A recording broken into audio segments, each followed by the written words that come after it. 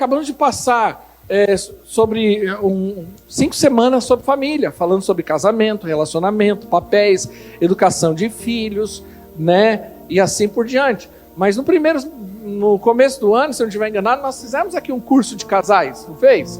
Um curso de casais. Os casais jovens da nossa igreja, eles são orientados em relação a relacionamento. Né? A visão da corte, ela não é uma lei da igreja, mas ela é uma visão de um relacionamento com santidade. Ou seja, quando você corteja alguém, a ideia é que você conheça, a ideia é que você se relacione com aquela pessoa, porque você tem um propósito de casar, mas você se relacione em santidade com essa pessoa, para que você tenha um casamento estabilizado, saudável, né? Aí o jovem, ele passa pelo período do noivado, porque agora ele decidiu ser casado, ele vai ter um curso de noivo, né? Nós temos aqui um curso fantástico, onde nós pegamos esses jovens que estão aí se preparando para casar, falamos sobre casamento, colocamos gente de vários aspectos, assim, os mais velhos, gente mais nova, recém-casado, gente que já está um bom tempo casado, né? Para falar para esses jovens a respeito de o que é casamento, como que falamos até da vida sexual, né? Um jovem, para você entender, da nossa igreja, quando ele vai casar, ali 2 semanas antes ali, normalmente 2, 3 casais, chama esse casal de jovem que vai se casar, né? Separa ele, então os homens vão só com o rapaz e as meninas ficam só com a moça que vai casar, separado, e ali elas rasgam o verbo em relação à vida sexual.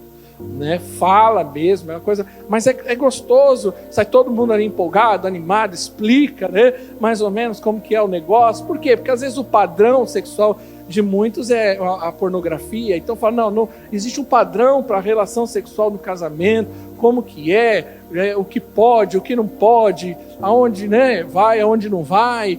Ou seja, a maioria maioria aqui que não passou por esse processo nunca tive isso. Entrou no casamento praticamente jogado, sem saber o que está acontecendo. E tantas outras coisas que nós ensinamos a respeito de finanças. Quantas orientações. Eu posso te falar seguramente que as ministrações sobre finanças, as orientações sobre vida financeira que a igreja recebe aqui como igreja local, há pessoas que pagam muito dinheiro para ter a orientação que vocês têm de graça. Então, a questão é o seguinte, o problema não é a falta do ensino. O problema é a falta da prática daquilo que está sendo ensinado. E eu confesso aos irmãos que eu não tenho crise, né? 2 semanas atrás eu fiz 18 anos de ministério, de ordenação pastoral. Estou mais de 20 anos enfiado dentro de igreja, cuidando de igreja. E me dedico diariamente, de forma muito intensa, eu e minha esposa, pela igreja do Senhor. Eu não tenho mais crise se eu fui chamado para isso ou não. Mas eu posso dizer que a minha única crise, aquilo que me angustia, que gera uma crise, tipo assim, será que eu estou fazendo o negócio certo? É quando eu vejo os irmãos tendo práticas totalmente contrárias daquilo que tem sido ensinado. Confesso e abro meu coração que isso é motivo de desânimo às vezes, de muita angústia, de madrugadas acordadas, chorando diante do Senhor, falando, Deus, abre os olhos, abre o entendimento, porque se tem uma coisa que angustia qualquer pastor, é um pastor que se desgasta em todos os aspectos para trazer esse alimento para a igreja. Aí quando a pessoa ouve tudo isso, recebe tudo isso, ela vai lá fora e faz tudo ao contrário. Então isso tem um nome, o nome disso é insensatez, e isso é um pecado. E não é um pecado apenas que ele traz um prejuízo de inferno, não, mas todo pecado ele gera morte, todo pecado ele traz um prejuízo. E eu queria compartilhar isso com os irmãos hoje. Mateus capítulo 7, 24, texto muito conhecido, muito lido, diz a respeito justamente disso. Todo, pois, aquele que escuta, que ouve as minhas palavras e as pratica, é tão sábio como uma pessoa que constrói sua casa sobre a rocha firme. Então perceba que sabedoria e escutar caminham junto. Então na mesma frase, versículo seguinte, Quando vierem as chuvas, as inundações, os ventos castigarem a casa, ela não cairá, pois foi construída sobre a rocha firme. Próximo texto. Mas quem ouve o meu ensino e não as pratica é tolo. Mas essa palavra tolo, na verdade, é insensata. É que essa tradução aí é Nova Versão Transformadora. Eu, pessoalmente, não gosto muito dela. NVT, tá? Mas é tolo. E o texto diz assim, é tolo, como uma pessoa que constrói sua casa sobre areia. Continua. Quando vierem as chuvas, as inundações e os ventos castigarem a casa, ela cairá em grande estrondo. Mas eu prefiro a versão que fala, e grande será a sua ruína. Sabe, ouvir é fundamental para definir que tipo de vida que teremos. Vou repetir. Ouvir é fundamental para definir que tipo de vida que teremos. A vida que você está vivendo hoje, seja ela boa ou ruim, ela é resultado direto daquilo que você ouviu, mas também daquilo que você fez com aquilo que você ouviu. Perceba que um dos maiores arrependimentos, e a maioria dos nossos arrependimentos, e todos nós temos aqui arrependimentos, a maioria está ligada à seguinte circunstância. Qual é o arrependimento da maioria das pessoas? Ah, se eu tivesse dado ouvidos. Ah, se eu tivesse dado ouvido à minha mãe. Se eu tivesse dado ouvido ao meu pai. Ah, se eu tivesse dado ouvido ao meu pastor. Ah, se eu tivesse dado ouvido a Deus. Ah, se eu tivesse dado ouvido à minha esposa, ao meu marido. Ah, se eu tivesse dado ouvido àquele meu patrão. A maioria dos nossos arrependimentos está ligado com aquilo que nós não ouvimos de fato, que é daquilo que nós negligenciamos ao ouvir, daquilo que nós rejeitamos ao ouvir. Então perceba que ouvir é fundamental para definir o tipo de vida que nós teremos.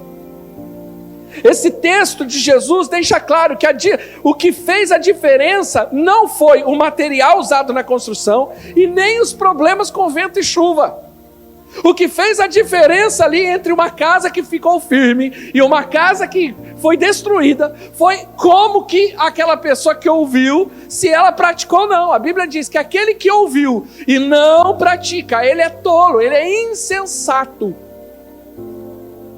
A insensatez levou uma casa à ruína. A insensatez tem levado vidas à ruína, famílias à ruína, casamentos em ruína, a futuros, a propósitos em ruínas, em ministérios em ruína. Então a insensatez é um pecado que traz um prejuízo muito grande, que muitas vezes negligenciamos, por não darmos ouvido de fato, por não sermos bons ouvintes. Hoje tem gente que quer falar tudo, mas não quer ouvir nada. Hoje, com o advento da internet, todo mundo quer dar uma opinião, mas ninguém quer ouvir.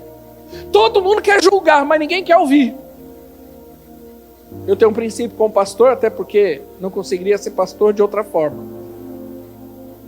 Eu sempre dou ouvidos às pessoas, antes de tomar qualquer, ou ter qualquer conclusão. Eu não concluo antes de ouvir. Principalmente a versão da pessoa. Porque se até a Bíblia tem versão, imagine a história das pessoas. Eu não concluo. Minha esposa caminha comigo, sabe disso. Às vezes alguém fala, o Rafão aprontou isso, aprontou aquilo. Qual que normalmente as pessoas saem? É o Rafão sem vergonha, um safado, esse aquilo, e já sai bravo com o Rafão. Aí cruza com o Rafão, não olha na cara do Rafão, porque ele concluiu que o Rafão não presta, porque alguém falou que o Rafão não presta. O que eu faço? Rafão, vem cá. Fiquei sabendo uma história assim, assim, assado. Qual é a sua versão em relação a isso? Eu não estou dizendo que foi verdade e nem mentira. Eu só quero ouvir a pessoa. Então a gente tem que tomar cuidado para não concluir de forma errada, julgar pessoas, condenar pessoas, que não cabe a nós esse tipo de justiça. Sabe? A questão é a seguinte: o que fez a diferença foi a maneira como a pessoa recebeu e escutou aquilo que foi falado para ela. A questão é o seguinte: o que você faz com aquilo que você escuta? O que você faz depois do domingo da mensagem? EcoSport. Tem um EcoSport com lanterna ligada. É final 66, né? Final 66 a placa. Tá bom? O que você faz? Depois de você ouvir aqui 30, 40 minutos, que eu estou tentando pregar em 30, 40 minutos, o que você faz com essas informações todas? Por isso que nós temos a célula, justamente para reavivar aquilo que foi falado no domingo. E eu acredito que esse tem sido o problema da grande maioria das pessoas. Insensatez. Em Lucas capítulo 9, versículo 35, fala sobre o momento da transfiguração de Jesus no monte. É o segundo momento em que Deus fala na Bíblia, no Novo Testamento. O primeiro momento é no batismo. Jesus se batiza, o céu se abre e vem uma voz e fala assim: esse é o meu filho amado em que eu tenho prazer. Mas no segundo momento que Deus fala ao homem, por meio de Cristo ali, é no mundo da transfiguração. E qual foi a palavra que Deus falou? Porque Deus falou, Deus não falou qualquer coisa. E o que ele falou é sério. Estava Moisés e Elias, que representavam ali a lei e os profetas. Jesus ali, os discípulos olharam e falaram: meu Deus, resplandeceu ali as vestes de Jesus, um momento de glória sobrenatural. E aí, olha o que Deus fala: então, dela propagou-se uma voz afirmando: este é o meu filho, o escolhido. A ele dai toda atenção. Troca essa versão, por favor, também. Porque eu gosto da versão que fala assim: a ele ouvir. Precisamos ouvir. Pode trabalhar na NVI, que é mais fácil. Tá bom? Nós precisamos entender isso. Se o segundo momento que Deus se manifesta, e qual foi a palavra de Deus? Dai ouvidos ao meu filho. Dai ouvidos. É interessante que uma das expressões mais usadas por Jesus, tanto anterior à ressurreição e posterior à ressurreição, muito usada ali por João no livro de Apocalipse, é: quem tem ouvidos, ouça o que o Espírito diz à igreja. Quem tem ouvidos, ouça. Porque tem gente que não tem ouvidos espirituais. Eu acredito que um dos grandes fatores que definiu a vida de Davi, que foi um homem segundo o coração de Deus, é que Davi, ele tinha uma sensibilidade, uma capacidade de ouvir. Davi pecou como qualquer homem peca. Mas a Bíblia diz que um dia um profeta vai até a sua casa, Natã, e o profeta conta uma história lá. E quando Davi é confrontado em relação ao seu pecado, que o profeta confrontou Davi, Davi não mandou matar o profeta, Davi não se justificou. Isso é uma coisa que me deixa indignado, igreja. É como as pessoas se justificam. Como as pessoas têm necessidade de se justificar. Eu amo esse texto de Davi, porque quando Davi é confrontado, ele não fica: não, sabe o que é? É porque aconteceu isso, sabe o que é? Eu estava sozinha, a mulher deu uma moleza para mim, sabe o que é? A culpa foi dela, porque ela estava lá com uma roupa íntima diferente, e sabe, sou homem, a carne é fraca, a minha outra esposa estava naqueles dias, não estava querendo muita coisa comigo, então, não, ele não quis se justificar, ele simplesmente falou assim: errei. A coisa mais rara nesses 18 anos como pastor foi eu confrontar alguém e essa pessoa prontamente dizer: pastor, me perdoa, eu errei. Eu vou te falar que essas são as coisas mais raras que eu já ouvi em quase 20 anos de ministério. Sempre tem uma justificativa. Sempre tem. Não, sabe o que é, pastor? É porque isso, é porque aquilo. Não, mas, pastor, eu errei. Eu estou falando porque eu pratico isso. Um dia desse eu fui confrontado. O meu pastor. Eu não me justifico de forma alguma. Aprendi, lendo o livro do Watchmani, eu gosto muito do Watchmani. E o Watchmani, ele tinha um princípio que ele falava assim, ele não se defendia. Ele falava: homem de Deus não se defende, só defende a igreja. Então eu não me defendo. Eu não saio em minha defesa. Eu não tento justificar. Principalmente para quem já está me julgando. Porque se a pessoa já me julga, eu vou querer fazer o quê? Se ela já parte do pressuposto que eu já estou errado. Então eu não tento me justificar com ninguém. Eu simplesmente falo, tá bom. Se eu errei, tá dentro de mim que eu errei, perdoa, eu errei. Eu sei que não errei, e não adianta que tentar convencê-la do contrário, ela que fica com o argumento dela. Ponto. Eu vivo a vida mais tranquila. Mas raramente, eu cheguei numa pessoa, sentei e falei, isso. Pastor, me perdoa, eu reconheço, é verdade. Eu errei, não deveria ter feito isso, mas próxima vez não vai acontecer. Me perdoa pelo constrangimento, me perdoa por ter passado por isso, por ter feito isso. Tamo junto, pastor. Acabou. Mas sabe quantas vezes eu já ouvi isso? Não cabe numa mão. Vai, menos do que 5 vezes, provavelmente. Por quê? Porque o insensato é assim, ele está sempre tentando se justificar. Principalmente em relação ao pecado. É interessante, Tiago capítulo 1, 19. Olha o que o texto de Tiago diz. 1, 19. Portanto, meus amados irmãos, todo homem seja pronto para ouvir. Diga, pronto para ouvir. Diga assim, tardio no falar e tardio para se irar. Se você puder, pegue essa frase, coloca na sua geladeira e todo dia você olhe para ela. Seu casamento vai melhorar muito. Tá pronto para ouvir? Ouça primeiro. Tardio em falar, fale menos. E tardio em irar. Para de explodir. Simples. Se nós cumprirmos a palavra de Deus, a nossa vida vai ficar mais tranquila. Deus chamou para viver uma vida de paz. Seja pronto para ouvir. Ouça. Ouça mais a sua esposa. Ouça mais o seu marido. Ouça mais seus filhos.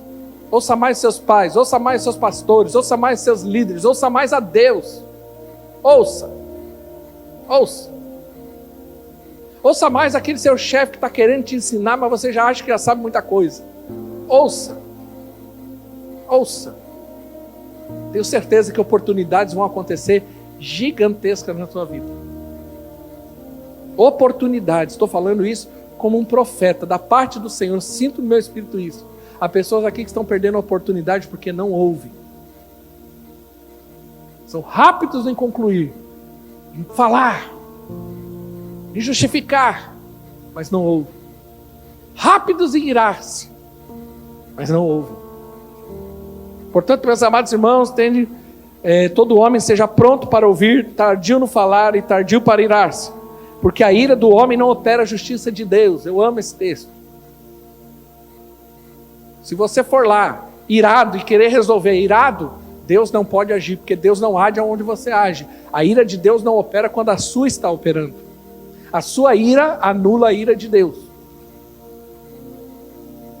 Por isso, rejeitando toda a imundícia e superfluidade de malícia, recebei com mansidão a palavra que em vós é enxertada, no qual pode salvar as vossas almas. Recebei com mansidão. O que é isso? É gente que está aberta a receber a palavra. Porque tem gente que ela recebe a palavra, mas ela não recebe aberta. Ela já recebe questionando. Ela já recebe assim, não concordo, porque não acho, porque não acho isso, eu não concordo com você. E dentro dela, às vezes dentro dela, ela não expressa, mas na cara dela já. Quantas vezes, irmão? É a coisa que eu entendo um pouquinho de gente. Você vai falar com a pessoa faz assim. Oi, fala. Quando alguém fizer assim para você, fala, é porque ela não vai te escutar. Quando ela cruzar os braços, então tá bom. Você quer falar? Então fala. Briga de marido e mulher não dá umas dessas? Deixa eu falar. Tá bom, então fala. Mas ela já está dizendo, eu não vou escutar. E ela não vai estar. Aí você está falando. A pessoa está do outro lado só assim, ó. Eu leio mentes. Ela está assim, ó. Só já tentando argumentar. Ela só está pensando nos argumentos. Ela não está prestando atenção no que você está falando. Ela está preocupada com os argumentos para justificar a sua conversa. É ou não é? Entendeu? Então, nós precisamos aprender a receber. Quando você vem num culto, você tem que estar aberto para receber a palavra. Receber. Vamos lá, continuar. E sede cumpridores da palavra. Diga, cumpridores da palavra. E não somente o quê? Ouvintes. Enganando a si mesmo. Então o problema de muita gente é que ela só é um ouvinte. Ela é um bom ouvinte. Por que tem crente que a vida dele não muda? Porque ele é só um ouvinte. Mas faz 20 anos que eu estou na igreja. Mas faz 20 anos que você só ouve. Mas não cumpre. Aí vem o outro e se converte. Ele ouviu a mesma coisa que o outro ouviu. Só que ele foi lá e cumpriu. Aí o que acontece? Ele prospera. Vou dar um exemplo clássico. Dízimo. Tem gente que já ouviu de tudo que é justificativa, argumento bíblico para dizimar, mas ele não dizima. A vida dele é só derrota. Aí vem o irmãozinho lá, faz um mês está crente, deu dízimo uma vez, outro mês, no outro mês. Aí começa a dar testemunho, as coisas começam a acontecer, milagre sobrenatural. Acho que Deus não me ama. Não é que Deus não te ama. É porque aquele cumpre a palavra e esse não. Tem gente que tem uma dificuldade com o dízimo na vida dela, passa a vida em derrota. Porque ele já ouviu tudo quanto é argumento bíblico, mas da cabeça dele não funciona. Então ele não cumpre a palavra. Como ele não cumpre a palavra, a vida dele não prospera. Como ele não prospera, aí ele fica chateado achando que tem alguma maldição, que Deus não ama, porque Deus abandonou, e a justiça própria toma conta do coração dele. Quantos estão entendendo? Diga amém. E sede cumpridores da palavra, não somente ouvintes, enganando-vos a vós mesmos, porque se alguém é ouvinte da palavra e não cumpridor, é semelhante ao homem que contempla no espelho o seu rosto natural, porque se contempla a si mesmo, e vai-se logo e se esquece de como era. Aquele, porém, que atenta bem para a lei perfeita da liberdade, e nisso persevera, não sendo ouvinte esquecido, mas fazedor de obras, ou seja, cumpridor da palavra, esse tal será bem-aventurado no seu feito. Sabe, querido, sabe qual é o resultado de aprendermos a ouvir? Você vai se tornar uma pessoa mais feliz. A Bíblia diz ali no final, fala assim, será feliz naquilo que fizer. O resultado de vencermos a insensatez é que nós vamos passar a ser mais felizes, porque circunstâncias vão mudar. Por quê? E aí nós vamos começar a ver coisas sobrenaturais acontecendo. Por quê? Porque ouviu. Porque parou para ouvir. O resultado da insensatez é a ruína. Aquele que não edificou a casa sobre a rocha, porque não ouviu, mas não cumpriu, a casa se destruiu. Se a casa destruiu, angústia, sofrimento. Mas quando aquele que ouve e pratica a palavra, a Bíblia diz, e a expressão que eu mais gosto é, será bem-aventurado. Eu gosto dessa expressão bem-aventurado. Porque essa expressão bem-aventurado, ela não é somente feliz, ela é muito feliz. Muito feliz. Nós precisamos aprender a ouvir. A Bíblia diz no livro de Lucas, capítulo 12, sobre o servo, que foi colocado sobre ele uma responsabilidade.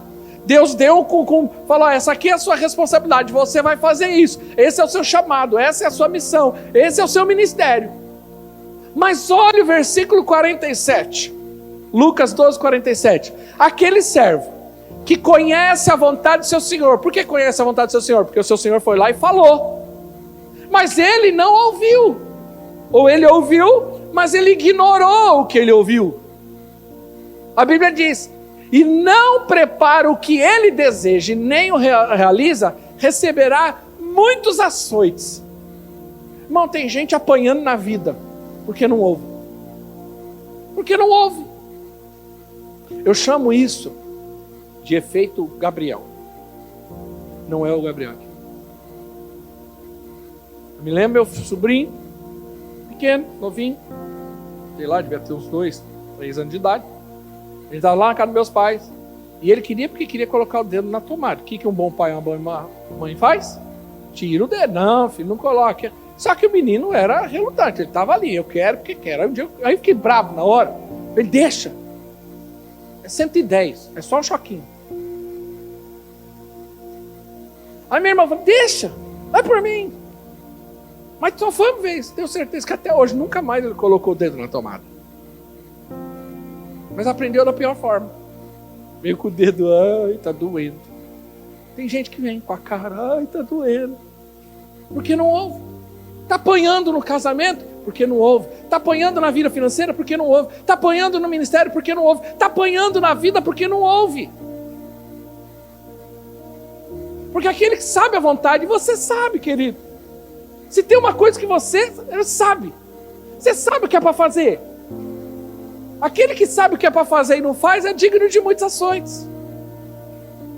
Ah, pastor, mas nós estamos na graça. Está na graça, mas você tem uma responsabilidade. A partir do momento que você é conscientizado sobre aquela circunstância, você tem que cumprir ela.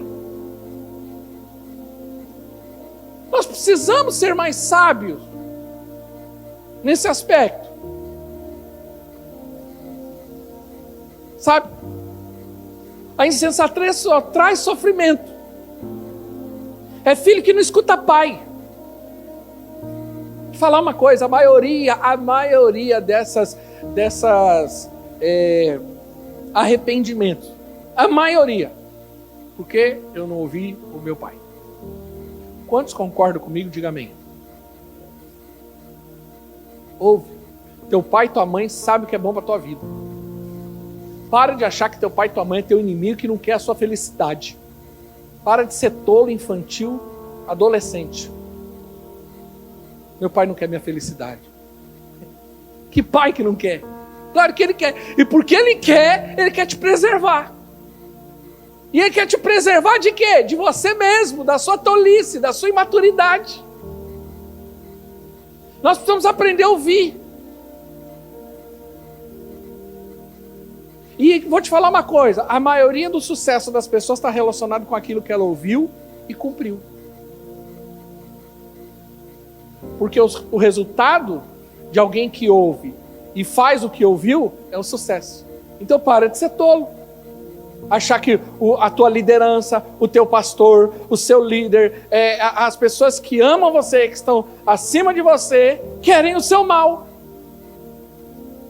Se essa pessoa está aconselhando você, ouça. Não, eu sei o que eu quero. Eu sei o que é bom para você. Eu sei o que é bom para mim. Deixa eu falar uma coisa. A Bíblia diz que na multidão dos conselhos se encontra a verdadeira sabedoria. A verdadeira sabedoria não está dentro de você. Está fora. Você tem que buscar. Você tem que ir lá. Ouvir pessoas. Não tome decisões sem ouvir pessoas. Ouvir Deus. Vou dar um exemplo. Estava me relacionando com a minha esposa hoje. Não era minha esposa. Dentro de mim. Quero casar. Aí você sonda. Sentimento. Ok. Reciprocidade de sentimento? Ok. Mas isso é base para casamento? Não, mas eu estou apaixonado, ela está apaixonada. O que precisa mais? É aí que está. Vamos orar, buscar a vontade de Deus. Deus, ok? Ok. Então tá bom, vou perguntar para as pessoas ao meu redor. No meu caso, eu fui até meu pastor. Pastor, pensando nisso, o que o senhor acha? Qual a sua opinião em relação a fulana, que é minha esposa, Rosângela? Fui perguntar para minha mãe, o meu pai. O que vocês acham? Qual a opinião? E você tem que estar pronto para ouvir. Porque pode ser que a opinião não seja a sua. Ó, filho, eu acho que tá bom, mas eu acho que você deveria esperar um pouco mais, porque eu acho que ainda é muito cedo. Olha, eu acho, filha, que... Entendeu? Ok. Uma vez um jovem procurou, falou, pastor, eu quero casar, mas o meu pai e minha mãe se opõem ao casamento. O que eu faço? Caso mesmo assim? Falei, mas você tem convicção? Tenho convicção que é de Deus. Ótimo. Mas tem convicção mesmo? Tem. Então se você tem convicção, você vai esperar Deus mover o coração do seu pai e de sua mãe. Não case em discordância. Segura a bronca agora. Você está entendendo? É assim que funciona. É assim que nós tomamos decisões. Ouvindo a multidão de conselheiros. Ouvindo gente que entende. Gente que tem uma experiência. Que tem um olhar de fora. Que pode nos ajudar. Que pode dar um suporte. Não estou entendendo? Diga amém. E assim com tudo. Vou abrir um negócio. Quero abrir uma empresa de construção. Ah, eu vou sair fazendo... Não, vou procurar, eu vou pesquisar mercado, vou conversar com pessoas, eu vou conversar com outros empresários, saber mais ou menos. Eu vou conversar com meu pastor. É assim que funciona a vida. Eu me lembro, o Diogo estava trabalhando. O Diogo viveu uma vida muito complicada, porque ele trabalhava numa empresa, muitos anos, acordava às 3 horas da manhã, estava sempre emburrado, porque quem acorda 3 horas da manhã parece estar sempre emburrado, porque está sempre com sono. Me lembro que ele vinha em reuniões aqui, ele está assim, tadinho. Tinha que acordar no outro dia, de madrugada. Aí um dia ele falou: pastor, eu quero ter meu negócio. O que o senhor acha? Às vezes alguém fala assim: ah, mas é pastor, o que ele tem a ver com isso? Então, a Bíblia diz assim: ouve os seus profetas e prosperarás. Crônicas 20:20. Eu falei: eu acho que você... O que você pensa? Eu queria montar um negócio. Eu falei: vamos orar. Começamos a orar. Ele veio depois e falou: pastor, estou pensando nessa área aqui. Aí conversamos bastante. Falei: faz isso, faz assim, faz assado, faz desse jeito, vai por esse caminho, faz isso. Saiu da empresa. Hoje ele ganha mais do que ele ganhava lá fora, lá na empresa. Aí ele veio e falou: pastor, agora esse negócio de Covid, esse negócio de sanitização. Sentei com ele, falei: faz isso, deu uma dica. Ele falou isso, ele falou: pastor, tenho prosperado, porque aquela dica que você me deu, eu apresento para meus clientes. Todos os clientes gostam daquilo, eles ficam espantados com aquela coisa. Eu dei uma dica para ele de negócio.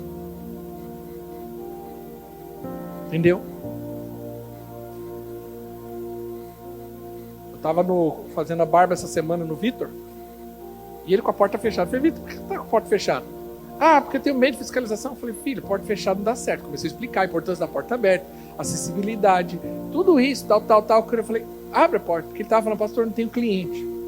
Aí à tarde eu passei lá, a porta estava aberta, tirei a foto, falei assim: que bom que você abriu. Ele falou: entrou 3 clientes a mais hoje do que ontem. Eu falei: ouve o pastor. Entendeu? Ouve. Quem está entendendo, diga amém. Então, filhos que não escutam pais, crentes que não escutam Deus, ovelhas que não escutam pastores e líderes, e casais que não se escutam.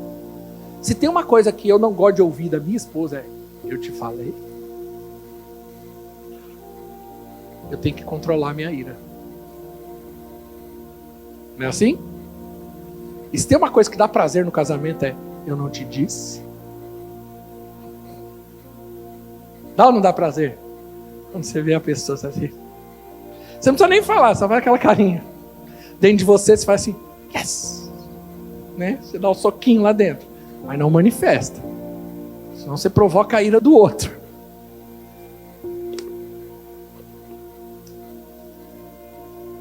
Meu Deus, tem que parar.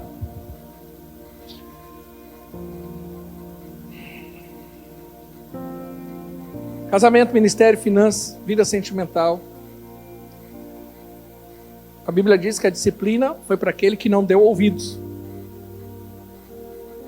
Então, irmãos, eu queria encerrar aqui. Não tem como. Não tenho mais tempo, tem daqui um culto daqui a pouco. Mas eu queria só falar uma coisa. Quero 2 minutos. Qual é a raiz da insensatez? A raiz. Por que pessoas são insensatas? Ah, porque ela é burra. Não. Ah, porque ela é isso. Não. Simplesmente a raiz da insensatez é a incredulidade. Por que pessoas são insensatas? Porque no fato elas não creem. Primeiro, elas não creem na bondade de Deus. Que Deus possa ser bom o suficiente para abençoá-la. Então ela quer ir lá e resolver do jeito dela. Fazer no tempo dela, da maneira dela. Quantos estão entendendo? Diga amém. Ela não crê que ela consegue esperar para ouvir, para discernir, Não, ela não crê que Deus pode colocar pessoas na vida dela para abençoar dela. Por isso eu repito, não pense que o seu pai, a sua mãe, seu líder, seu pastor é seu inimigo. Não, simplesmente são pessoas que estão preocupadas com você. Ouvir é a melhor parte. A Bíblia diz que Maria e Marta estavam lá angustiadas, as duas desesperadas. Marta trabalhando para cima e para baixo, e Maria ficou sentada ouvindo Jesus. E aí o que acontece? Jesus fala assim: Marta, Marta, por que está angustiada, atribulada? Maria fez a melhor coisa, parou para ouvir. Tem a hora certa de trabalhar? Tem, mas tem a hora de ouvir. Muitas vezes somos prontos para trabalhar, para fazer, mas esquecemos de parar para ouvir. Ouvir o Senhor, ouvir aquilo que Ele quer falar conosco. Muitas vezes andamos como Marta, angustiados, cheios de incredulidade, porque não paramos para ouvir, porque a Bíblia diz que a fé vem pelo quê? Ouvir a palavra de Deus. Quando eu paro para ouvir a palavra de Deus, meu coração se enche de fé. Sabe? A raiz da insensatez é a incredulidade na palavra dele. E muitos, no fundo, não acreditam que Deus falou que iria fazer. Que Ele vai cumprir o que Ele disse que falou. Então nós acabamos colocando os pés pelas mãos. E entramos nos enroscos, nos rolos, numas confusões, simplesmente porque não demos ouvido. Que o Senhor possa abrir os seus ouvidos hoje.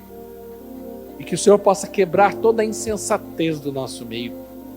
Que você possa pegar essa palavra, medite nela. Amanhã vai estar postado no YouTube. Ouça ela mais uma vez. Ouça. Medite. Seja pronto para ouvir, tardio em falar. Em nome de Jesus.